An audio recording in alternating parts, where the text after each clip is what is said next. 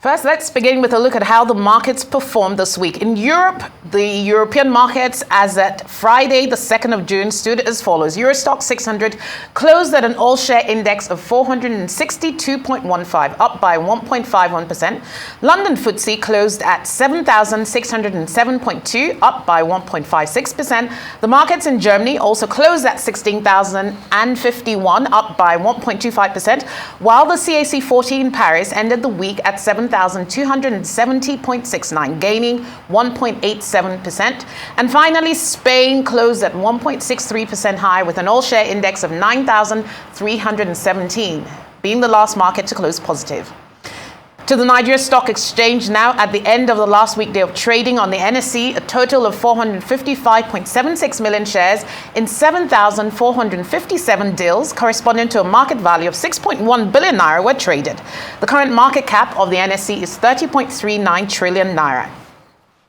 And finally, here's a look at Wall Street as at Friday.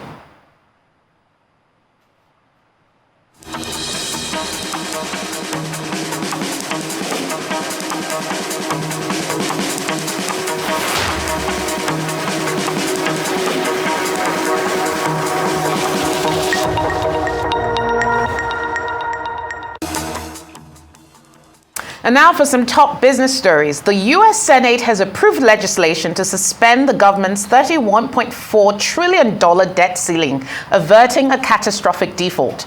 It follows weeks of negotiations and bipartisan support, leading to a 63-36 vote in the Senate. The measure now heads to President Joe Biden's desk before a Monday deadline, when the government could run out of money to pay its bills. The legislation, when approved, will suspend the U.S. debt limit through to January 1st, 2025. It will also cap some government spending over the next 2 years and claw back unused COVID-19 funds. Let's take a listen. House Republicans were ready to take default hostage in order to pass a radical, hard-right agenda that never could have passed with the American people. So tonight's outcome is very welcome news for our economy and for American families. I thank my colleagues for the good work tonight. I commend President Biden and his team for producing a sensible compromise under the most difficult of circumstances. So many of the destructive provisions in the Republican bill are gone. Because we persisted and we kept insisting that default is off the table, we will not be defaulting. And we will not be passing the hard right's extreme agenda, virtually no part of it. And that is thanks to the Senate and House Democrats and to President Biden. And it's not just how Democrats carry the bill to the finish line, but why. Why'd we get more votes? We got more votes because the bill beat back the worst of the Republican agenda. Group CEO of Nigeria's National Petroleum Company Limited, Mele Kyari, has disclosed that President Bola Tinubu has ordered the putting in place of palliatives to cushion the effect of the removal of fuel subsidies on Nigerians.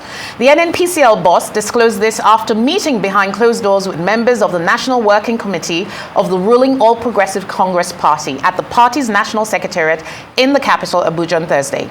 Meanwhile, amidst a widespread fuel shortage, the Nigeria Labour Congress has called for a nationwide strike and protest from Wednesday if the oil company owned by the state does not reverse full price increases that occurred earlier this week. The Labour Congress held an emergency national executive meeting in Abuja Friday to determine the appropriate action to take following the price hikes in the wake of President Tinubu's inaugural speech announcement of the removal of subsidies. Despite a drop in oil prices towards $70 per barrel, OPEC and its allies are unlikely to deepen production curbs at their ministerial meeting on Sunday, 4 sources from the alliance told Reuters. Around 40% of the world's crude is produced by OPEC Plus, a group comprising OPEC and allies led by Russia. And around 60% of the oil export market is supplied by them. Thus, the group's political actions can have a significant effect on oil prices.